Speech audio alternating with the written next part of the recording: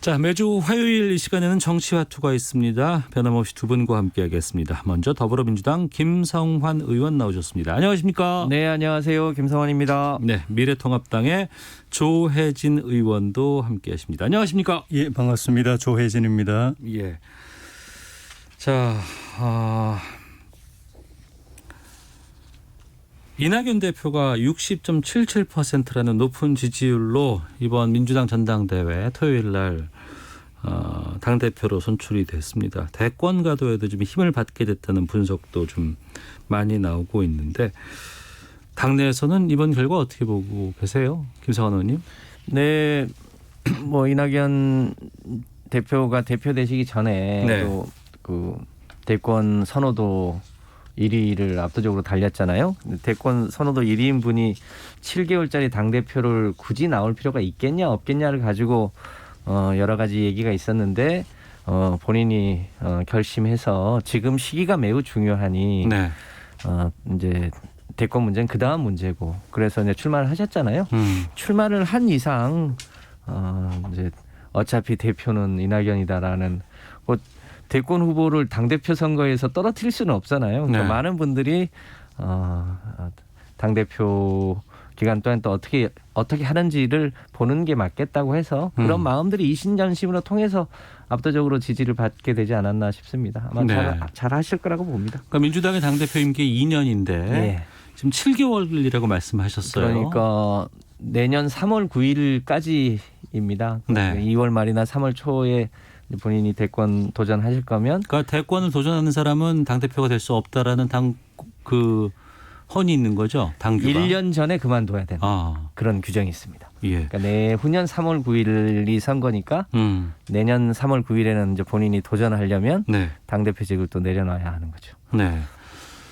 민주당의 이낙연 당대표, 미래통합당의 입장에서는 어떻게 평가가 될까요? 저희는 관전자인데 네. 결과를 놓고 보면은 이변은 없었다. 그리고 예상보다도 표를 더 많이 얻었다. 예. 김성환 의원님 말씀처럼 어대낙 어차피 대표는 이낙연이다 하는 대세론으로 출발을 했죠. 네, 네.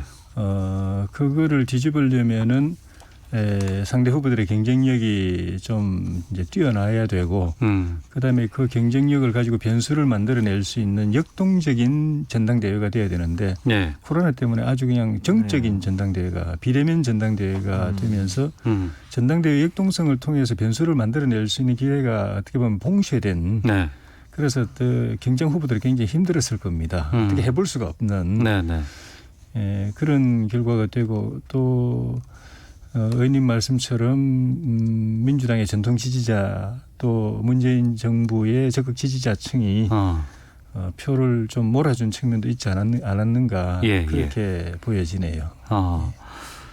이전에 이제 이해찬 전 대표죠 이제는. 네. 어떤 차이가 좀 있을까요? 이해찬 대표 때와 이낙연 현 대표 때와 비교해 본다 그러면 아직 뭐 출발해서 얼마 안 돼서 잘 모르겠을 수도 있습니다만 그럼에도 그동안에 이제 당에서 이제 보여왔던 여러 가지 카리스마라든가 이런 리더십 같은 게 있지 않겠습니까? 예, 제가 이해찬 당대표를 2년간 꼬박 그러니까 김성환 의원께서 모셨는데 이해찬 전 대표의 비서실장을 하셨어요. 네. 예. 가장 큰 차이점이라면 이런 건 있습니다. 이해찬 당대표는 그러니까 대략 한 달에서 한 달 반 주기로 기자간담회를 정례적으로 하긴 했지만 네. 거의 개별 언론사하고 인터뷰를 하지는 않았어요. 그래서 언론사에서 많이 좀 답답해했는데 예. 이제 이해찬 대표께서는 본인이 다른 대권의 뜻이 있다거나 다른 욕심이 있지 않아서 자기가 언론하고 정기적으로 소통하면 되지 네. 개별 언론하고 하면 모든 언론들하고 다 해야 되니까 보다 이제 전략적인 것, 당내 민주주의 이런 데 집중하겠다 이런 취지였는데요. 네. 지금 당대표께서는 개별 언론사하고도 지금 인터뷰를 자주 하시면서 국민하고의 이제 소통 지점을 많이 넓히고 계시잖아요. 네, 그런 지점이 아마 전임 대표와 이낙연 신임 대표와의 가장 큰 차이점이지 않나 싶은데요. 네. 그래서 훨씬 아마 능동적으로 대국민 접촉면을 넓혀가면서 이제 신속하고 유능하지만 또 겸손한 네. 당이 될 수 있도록 노력하시지 않을까. 뭐 그렇게 보입니다. 예. 야당에서도 좀 그 차이가 좀 있을까요? 저는 개인적으로 그 이해찬 대표님을 잠깐 개별 기회에 받은 느낌하고 대외적으로 공식적으로 여야 관계에서 이게 겉으로 표출되는 면이 너무 차이가 많이 나요. 네. 겉으로 표출되는 면은 굉장히 당파적이고 이념지향적이고 예. 또 야당에 대해서 공세적, 공격적. 예. 어떻게 보면 좀 까칠한 그런 이미지도 있고. 예. 그렇게 저희 야당에게는 그렇게 각인된 측면이 강합니다. 예. 예. 근데 그거하고 비교하면은 이낙연 신임 대표는 상대적으로 당파성이나 이념성보다도 조금 합리적이고 또 실용적인 그런 면모도 있는 것 같고 네. 진영 논리에 그렇게 뭐 심하게 매몰되어 있진 않고 정치적으로 약간 좀 개방적인 측면도 있지 않나. 네네. 야당도 덜 까칠한 대표를 만났을 수도 있다라는 그런 기대가 없지 않은 것 같아요. 그런데 이제 그렇지만 또 문재인 정권의 집권당 대표고 네. 예, 정권의 국정 운영 기조라는 게 있고 지금까지는 적어도 문재인 대통령과 청와대 친문 주류의 노선이 국회를 통해서 투영되는 거 보면은 일방 독주 형태고 네. 그것을 신임 당 대표로서 변화를 줄 수 있는가? 야당이 이해찬 대표보다는 조금 그래도 그런 면에서 유연하다고 느껴지는 게 현실로 네네. 실제 정치에서 구현될 수 있는가 하는 그런 변수가 있죠. 네. 김성환 의원께서 이제 2년 동안 꼬박 말씀해 주셨던 까칠한 당대표 밑에서 비서실장을 하셨어요. 네. 상당히 바쁘셨잖아요. 아무래도 지난 이해찬 지도부 체제의 가장 중요한 거는 21대 총선에서 승리하는 게 가장 중요한 과제였었죠. 네. 여러모로 우리 국민들이 성원해 주신 덕분에 저희 당에게 많은 지지와 성원을 보내주셔서 이해찬 지도부 체제의 소위 정치적 목표는 상당히 달성될 수 있었다. 이제 이런 점에서 거듭 국민들께 감사의 말씀드리고요. 제가 이해찬 대표 모시면서 들었던 것은 대외적으로 보이기에는 매우 까칠해 보이지만 네. 실제로 저 의원들하고는 굉장히 민주적으로 운영을 했어요. 이게 이제 최고위원들도 여러 분 계시고 당에 굉장히 중요한 의사결정을 해야 될 때는 실제로 본인이 독단하거나 이런 적이 실제로 없고요. 네. 그 최고위원님들 의견을 다 듣고 필요하면 의원총회도 소집하고 필요하면 전당원 투표까지를 해서 주요한 의사결정을 하면서 그렇게 해와서 당내 의원들은 그 외모에서 핑기는 그런 그 까칠함하고는 달리 굉장히 이 민주주의자로서의 이해찬으로 많이 이제 기억을 하고 이제 정치 일선에서 물러나시게 됐죠. 저도 네. 2년간 모시면서 굉장히 많은 거를 배울 수 있는 기회였습니다. 예.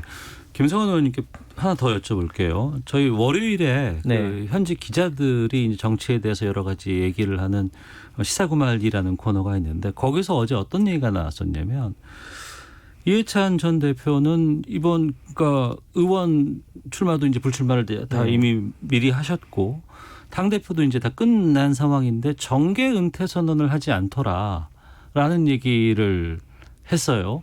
이게 계속해서 어떤 당에서의 역할을 좀 해야 되겠다라는 의지의 표명인 것인지라는 궁금증도 주셨는데 거기에 대해서는 좀 김성환 의원님께 제가 좀 갑자기 좀 질문 드렸습니다만. 예. 정치인이 선거에 출마하지 않는 거는 사실상 일종의 은퇴를 하신 거죠. 다만 이제 당 대표를 하신 분들이 이제 현직에서 물러나면 네. 당의 일종의 상임 고문을 맡게 되시거든요. 아, 예. 그러니까 그 당원으로서의 역할은 하시게 될 거고 예. 이제 본인이 한국 민주주의 운동사의 한 가운데를 거의 한 50년간 관통해 오셨던 분이기 때문에 이제 한국 소위 본인과 관련된 한국 근대 민주주의사를 회고록 형태로 네. 이제 정리를 하시려고 하는데요.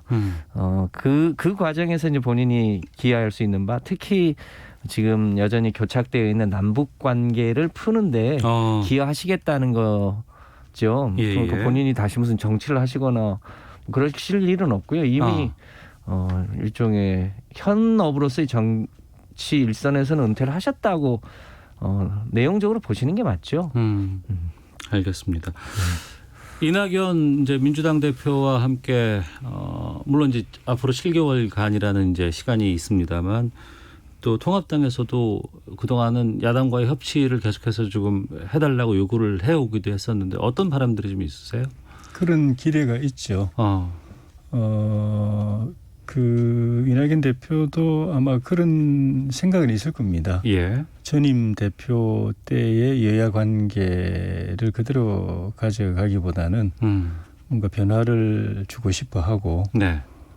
또 국민들도 국회 무대로 여야가 계속 이 각세우고 갈등하고 대립하고 하는 그거보다는 순기능적으로 서로 선의 경쟁을 하면서 또 국민적 관심사나 중대 사안에 대해서는 또 서로 협의하고 네. 또 타협도 하고 합의도 보는 그런 걸 보고 싶어 한다는 것을 알고 계시고 본인이 정치부 기자 오래 했지 않습니까? 예. 정치를 언론인으로서도 오랫동안 관찰해 왔기 때문에 네. 그 국민이 뭘 바란다는 거는 일찍 초년 정치부 기자실 때부터도 이제 머릿속에 입력이 돼 있을 거고 그런 걸 이끌어내고 싶어 할 텐데 거기에 본인의 정치력, 정치 역량이 달려 있다고 봅니다.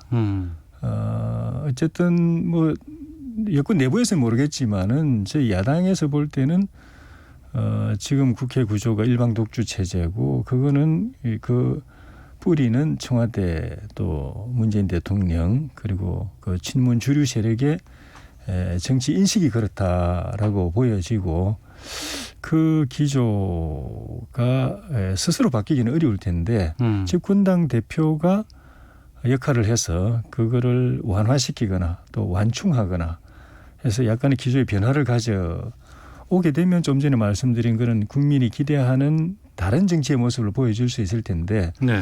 그 과정에서 자칫 또 이낙연 대표가 잘못 또 행보를 하게 되면은 친문 또 주류 또 지지층들의 지지에 또 변수가 생길 수가 있고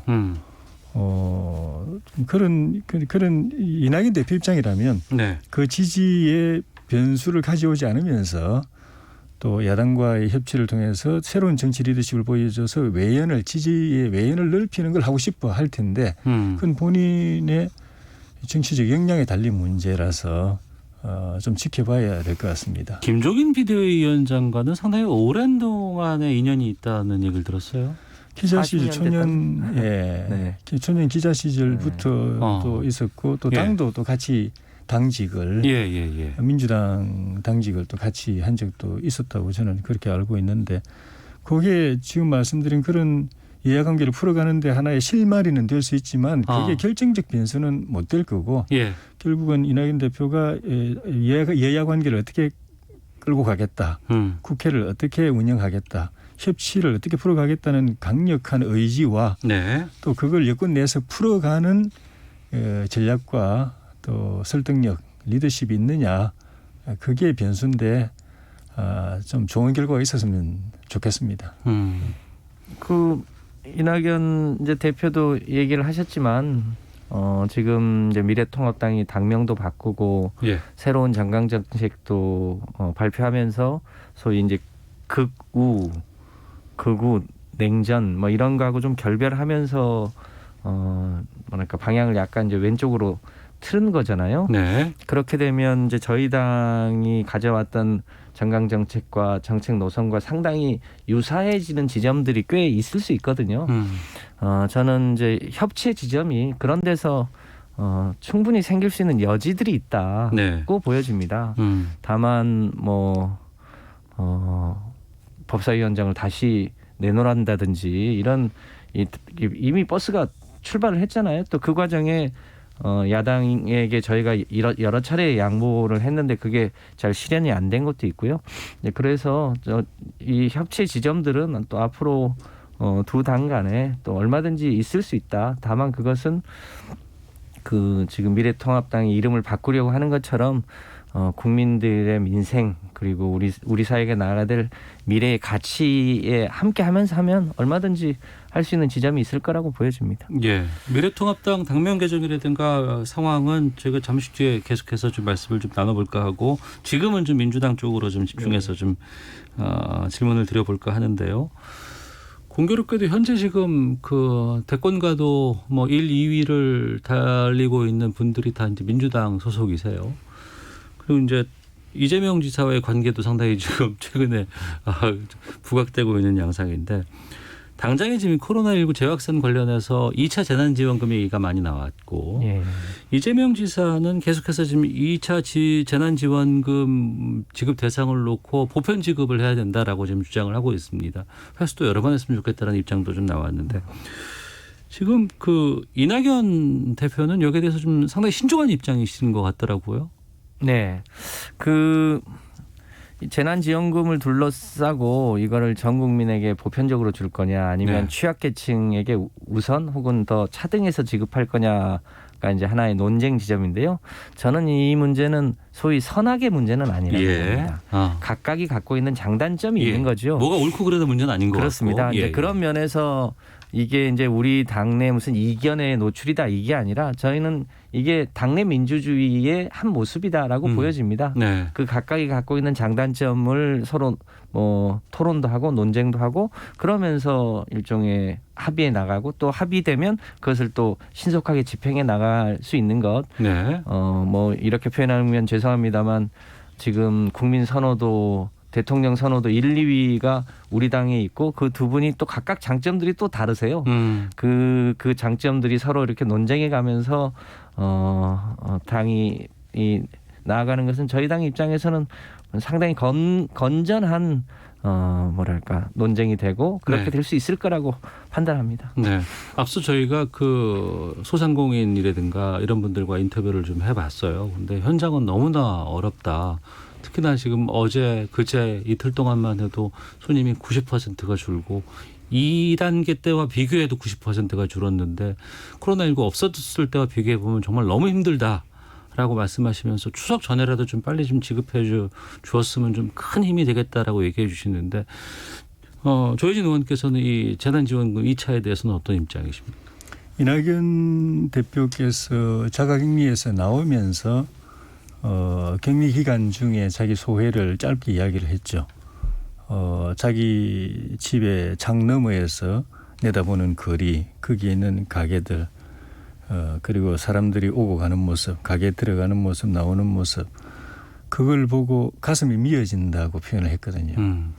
그러니까 뭐 이렇게 바깥에서 활동할 때는 사실 주마간상격으로 보게 되는데 조용히 차분하게 장시간에서 카메라를 그냥 노출시켜 가지고 오랜 시간 촬영하듯이 다 보면서 얼마나 지금 이 코로나 사태에 민생이 피폐해 있는가 그리고 거기에서 이 타들어가는 이 국민들의 마음을 느껴서 가슴이 미어진다라고 표현을 하고 그 결론으로 빨리 지급을 해야 된다. 네. 그리고 정말 피해를 겪는 사람들, 재난지원금이기 때문에 재난을 입은 사람들, 피해를 겪는 사람들에게 집중적으로 실제 도움이 되게 두텁게 줘야 된다. 딱 결론 내리고 민주당 내부에서 그동안의 흐름은 약간 아닐 수도 있는데 그냥 계속 그렇게 가고 있는 것이거든요. 근데 그거를 정부도 사실 비슷한 입장입니다. 네. 그 기재부도 비슷한 입장인 것 같은데 통합당은. 이재명 지사 저희는 처음부터 그렇죠. 이재명 지사만 그거는 야당이 여당을 갈라치게 하는데 말하자면 뭐 이용되는 것다라는 비슷한 이야기를 해요. 그리고 이걸 통해서 우리 민주당의 기조였던 보편적 복지를 허물어뜨리려는데 이게 이용되는 거다라는 그런 취지의 표현이 약간 다르지만 그런 취지로 들고 나왔어요. 네. 근데 이거는 참 너무나 좀 이념적이고 좀 선동적인 거 아닌가. 이번 2차 재난지원금만큼은 선별지급이 필요하다. 그런 그렇죠. 입장이신 거군요. 예, 그러니까 어제 얘기를 위해서 기재부 장관도 이재명 지사의 그런 발언 전 국민에게 30만 원씩 주고 그것도 30만 원씩 50분을 줘도 상관없고 100분을 줘도 상관없다 이렇게 말한 거에 대해서 무책임한 발언이라고 기재부 장관 이 정부의 기재부 장관이 그런 이야기를 할 정도였으니까 이 기회에 이제 야당도 동의했고 정부도 비슷한 입장이고 여당의 당 대표와 또 상당 여당 의원들이 그런 생각이면 빨리 정리가 될 수 있을 걸로 봅니다. 예. 지금까지 이제 1, 2, 3차 추경을 통해서 그 코로나 위험에 노출되신 분들한테 재난 지원을 했잖아요. 네. 그래서 이거를 이제 재난 지원금을 전 국민에게 지급하는 그것만 놓고 보면 이게 보편적 지급이지만 1차, 2차 때 보면 그 시기에 유치원을 운영했다가 그 원생들이 그 입학을 안 하는 바람에 일종의 이제 그 학생들이 그 원비를 돌려주게 된 유치원 원장들, 어린이집 네네. 원장들 그리고 그 이제 각 동네별로 약간씩 차이가 있었지만 자영업자들한테도 1, 2, 3차 때도 이 여러 가지 지원들을 했거든요. 예, 그 예. 전체를 놓고 보면 보편적으로 지원한 게 아닙니다. 사실은 굉장히 차등해서 어려운 사람한테 훨씬 많은 지원을 했죠. 예. 그러니까 지금 이게 2차 재난지원금이라고 표현하니까 보편이냐 선별이냐의 문제로 지금 논쟁이 가 있습니다만 당연히 피해가 큰 사람한테 더 많이 지원하는 건 필요하죠. 특히 이번에 그 정부가 강제로 저 영업을 중단시킨 업종들 있잖아요. 예, 그리고 예. 최근에 이제 9시까지 막은 업종들. 네네. 이건 정부의 행정명령 때문에 생기는 큰 피해이기 때문에 그런 데는 더 많이 지원을 하고 그렇다고 하더라도 상당히 보편적으로 많은 분들이 또 피해를 봤기 때문에 그분들에 대한 지원 대책은 또 추가적으로 하면 저는 이것이 무슨 실제로 선악의 문제가 아닐 수 있다. 이렇게 알겠습니다. 자, 정치와투 두 분과 함께 말씀 나누고 있는데요. 헤드라인 뉴스 듣고 기상청 교통정보까지 확인한 후에 다시 돌아와서 계속해서 말씀 이어가도록 하겠습니다. 서울시가 단기 전세버스 탑승객들의 명단을 의무적으로 작성하도록 하는 행정명령을 발령했습니다. 또 저녁 9시 이후에는 편의점에서 취식 행위도 금지됩니다. 정세균 국무총리는 업무를 중단한 전공의가 고발된 것과 관련해 단 한 명의 의료인도 처벌받는 일을 원하지 않는다며 유연한 자세로 이 현안을 해결하기 위해 최선을 다할 생각이라고 밝혔습니다. 21대 국회 첫 정기국회가 오늘부터 열리면서 100일간의 일정을 시작합니다. 정부 예산안 심의와 함께 7일과 8일 이틀에 걸쳐 교섭단체 대표연설, 14일에서 17일 나흘 동안 대정부 질문이 예정돼 있습니다.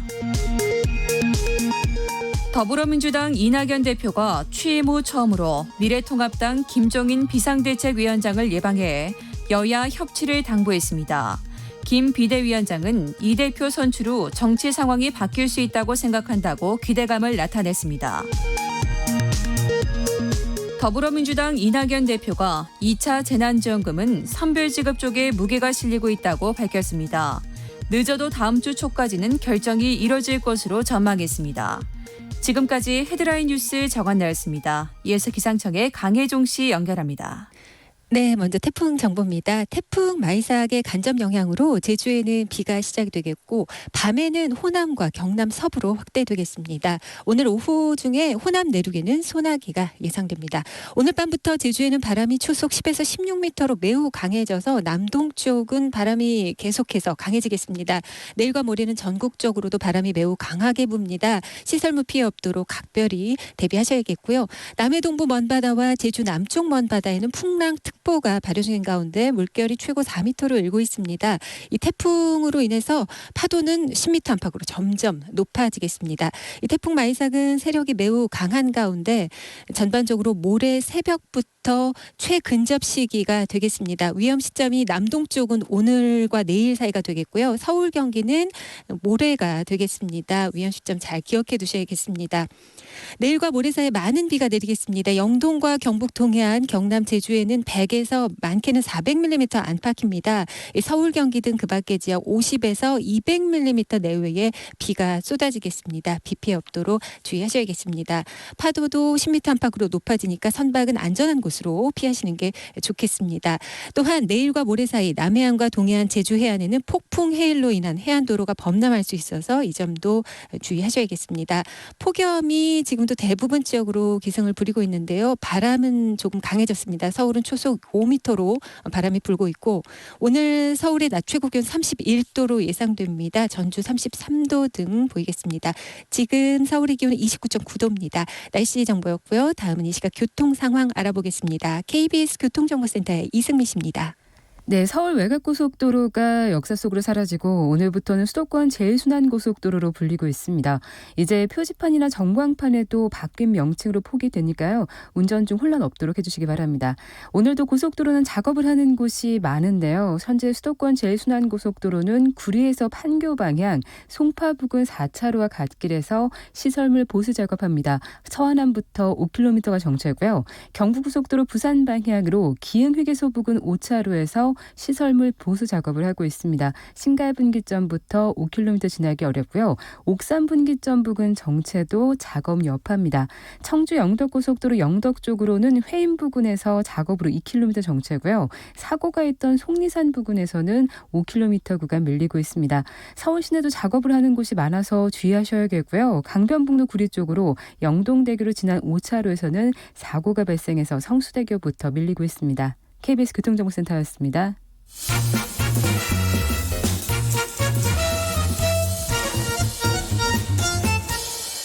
오태훈의 시사본부. 네, 화요일 정치화투 더불어민주당의 김성환 의원, 미래통합당 조혜진 의원과 함께 하고 있습니다. 청취자 의견 좀 소개해드리고 미래통합당 상황 좀 알아보겠습니다.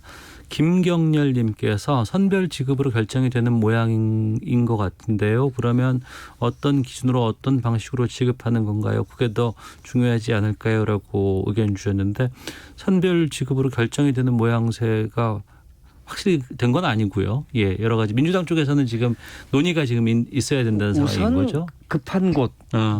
당장 임대료도 못 내고 월급도 못 주는 그런 지금 거의 코너에 몰려 있는 데부터 우선 먼저 하고 그리고 더 여러 가지 피해들을 고려해서 추가적 지원 여부는 판단하면 된다 이렇게 봅니다. 알겠습니다. 통합당은 선별 지급 쪽으로 가야 된다는 입장이시고요. 6289님은 선별 지급하면 선별하는데 또 비용 드는 거 아닌가요? 일단 전 국민에게 지급하고 고소득자에게는 연말 정산할 때 세금으로 돌려받으면 되지 않을까 이런 의견도 주셨습니다. 자, 미래통합당의 상황 좀 살펴보도록 하겠습니다. 새로운 당명 이름이 나왔어요. 예. 뭐 위하다도 있었고 또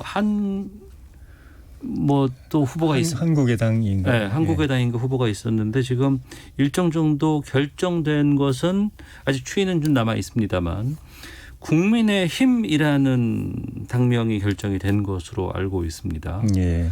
조혜진 의원께서 저희 정치화투 시간에 벌써 한 달 좀 넘었죠, 그때가. 예. 그때는 국민의 마음이 어떨까라고 개인적으로 또 어느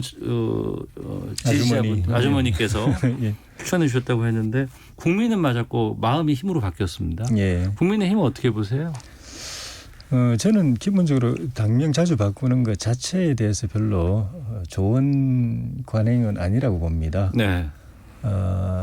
당명이 속된 말로 당명이 밥 먹여주는 건 아니거든요.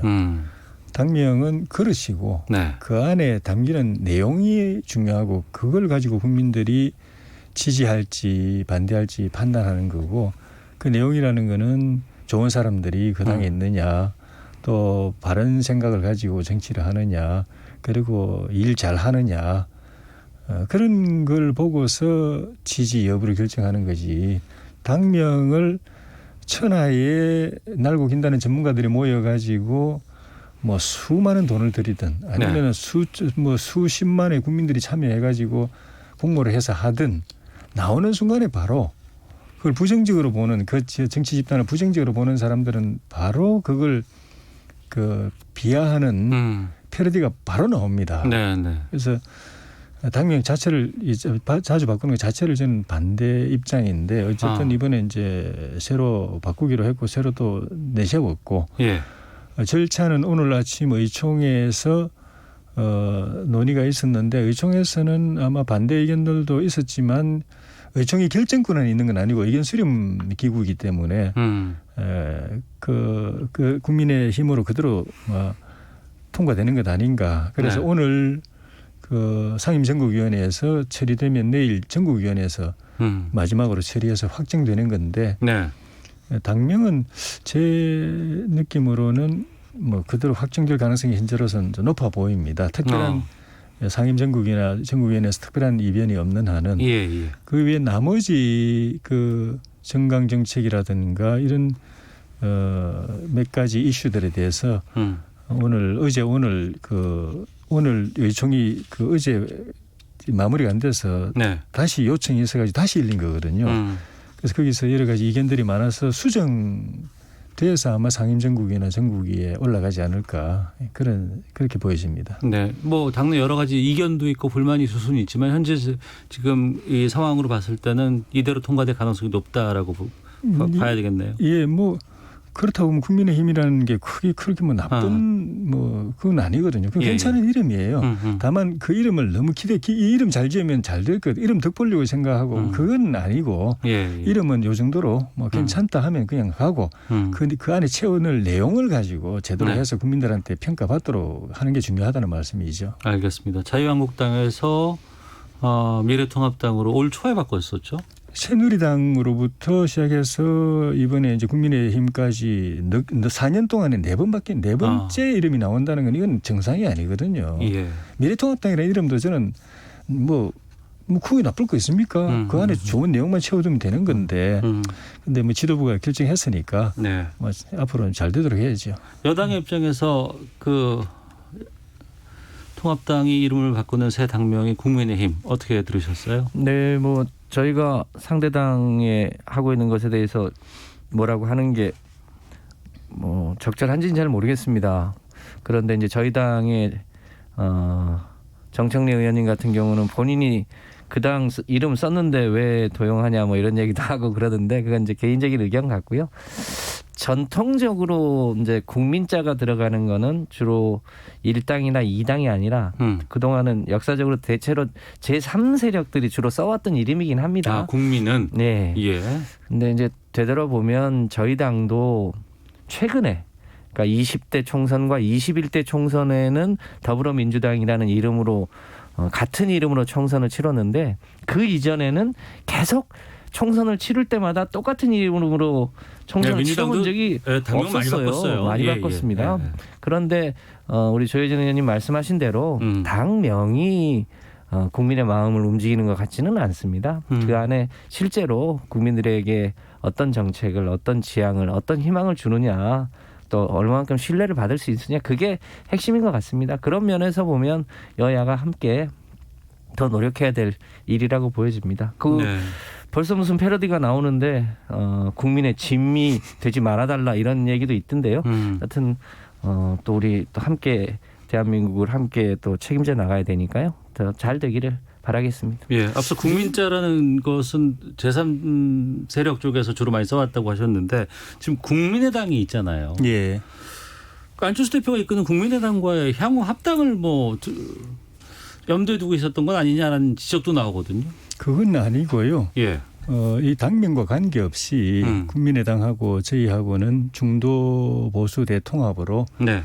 앞으로 같이 하자는 논의가 지난 총선 때부터 계속 이어왔고 그때 이제 합당 논의까지 있었다가 안 됐죠.